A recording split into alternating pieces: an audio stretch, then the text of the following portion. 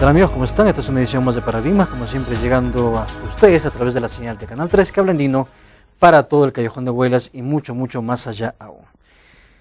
El día de hoy vamos a conversar con un profesional a quien tuve la suerte de conocer en un grupo del grupo de diálogo de Ancash. Le ha dictado un taller, hace algunos días ha dictado un taller sobre sistematización del conocimiento, pero además es un gran profesional en los ámbitos, en las áreas de diálogo, negociación y conflicto.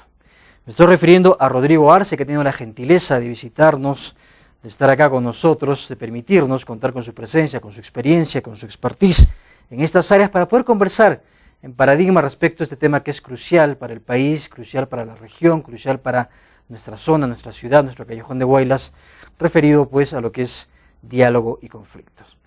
Rodrigo Arce es coordinador del proyecto Diálogo Sur, coordinador nacional, porque este es un proyecto de 5 países, en los cuales nuestro país, Perú, tiene también pues un rol destacado a través, o representado de alguna manera por CARE Perú, esta gran organización en la cual tuve la suerte en algún momento también de trabajar como consultor durante 2 años.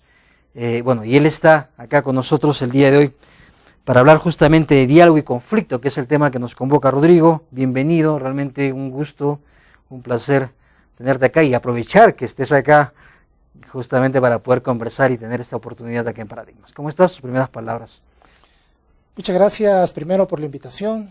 Muy sugestivo el nombre del programa Paradigmas. Creo que allí hay un gran trabajo que realizar. Necesitamos revisar paradigmas que tienen que ver mucho con las cosas que hacemos, que decimos y las cosas que practicamos. Realmente un honor ser invitado en tu programa.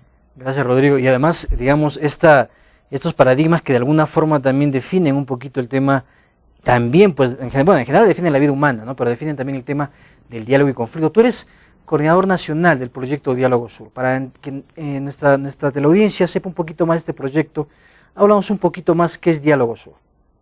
Bien, gracias. Yo soy responsable de fortalecimiento de capacidades y responsable de las acciones a nivel nacional de este proyecto regional que se llama Diálogo Sur. Regional en el sentido de países, ¿verdad? Regional en el sentido de países. Estamos trabajando con Argentina, con Ecuador, con Colombia, Brasil y además de Perú.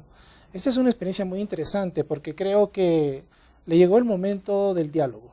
Al diálogo le llegó el momento porque vemos a raíz de todo lo que significa esta ola de inversiones y toda esta tendencia a desarrollar nuestros países, el crecimiento económico, ese es el paradigma.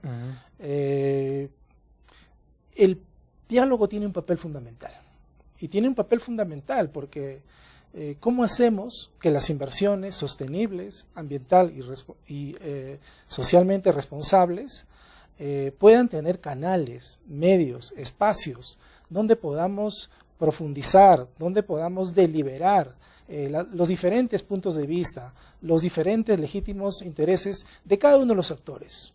Creo que no hay que asustarse que haya una diversidad de posiciones, que haya una diversidad de intereses. El gran reto que tenemos como sociedad justamente es cómo fortalecemos una cultura del diálogo, que de otra manera es una forma de decir cómo fortalecemos nuestra democracia, cómo fortalecemos nuestra gobernabilidad. Claro, porque es importante, ¿no? Porque el diálogo está relacionado con la gobernabilidad estrechamente. Estrechamente. ¿No? Claro, y de alguna manera esto expresa pues también nuestras fortalezas democráticas, o más bien porque cuando no hay diálogo y cuando, digamos, explotan las cosas, suelen imponerse, por ejemplo, en el peor de los escenarios, que suele ser pues una guerra interna, una guerra civil, o incluso un enfrentamiento constante entre peruanos, hablando de Perú, suele imponerse algún grupo y suele, pues, digamos, imponer cosas, ¿no? Y eso ya quiebra el diálogo. Mira, qué interesante, ¿no? Porque estamos hablando de qué es un proyecto de diálogo, cómo es eso,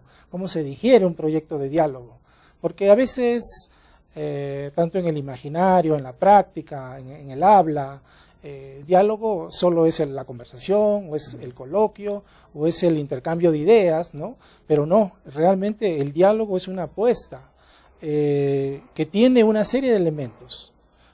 Podría citar algunos de ellos, los más importantes. La posibilidad, la predisposición a encontrarnos es un primer elemento. O sea, si no estamos dispuestos a sentarnos para poder deliberar, entonces tenemos dificultades. Pero también la posibilidad de interaprendizaje, es decir, cambiamos de premisa, que yo solo, cualquiera sea mi posición, no necesariamente tengo la razón, y que la otra parte también tiene razones valederas, y me pongo una predisposición de aprender del otro. O en todo caso, asumiendo, ¿no?, que la razón no es absoluta, ¿no? O sea, tú tienes Exacto. tu razón, tu porción de realidad filtrada por tu experiencia y todo, que tiene tanto valor como la del otro, ¿no? Y eso es la importancia del diálogo, porque tiene la posibilidad justamente de buscar el entendimiento conjunto, a pesar de nuestras diferencias.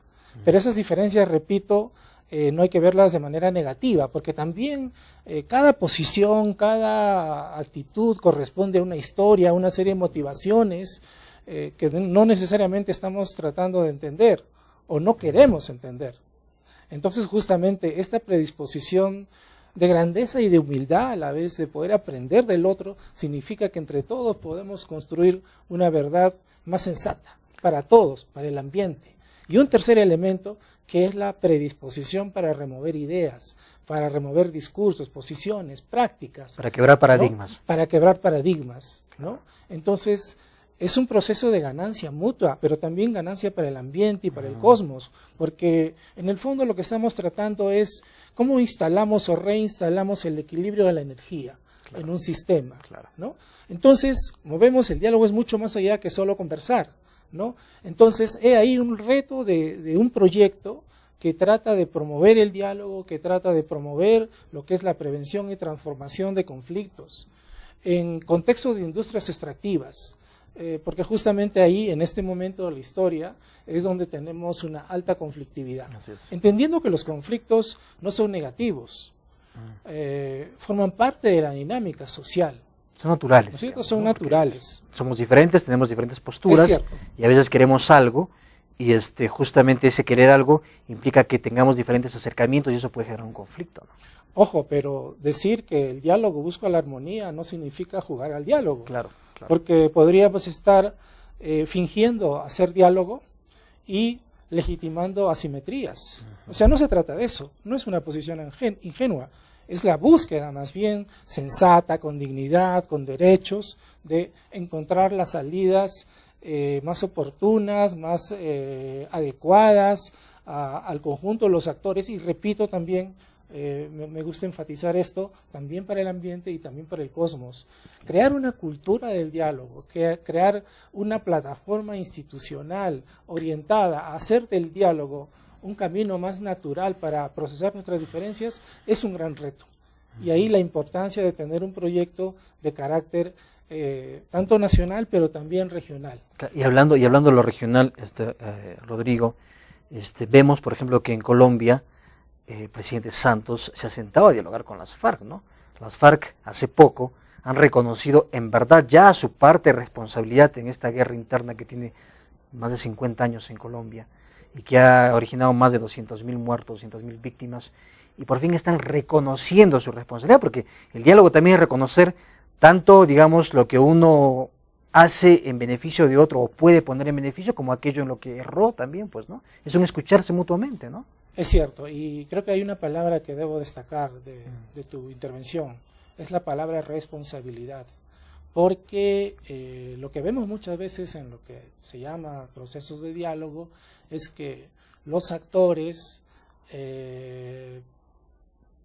aceptando la legitimidad de los derechos y de los intereses de cada uno de los actores, se cierra y piensa que eso es lo único que tiene que primar. Que si no prima eso, entonces quiere decir que no hay diálogo o que te están utilizando.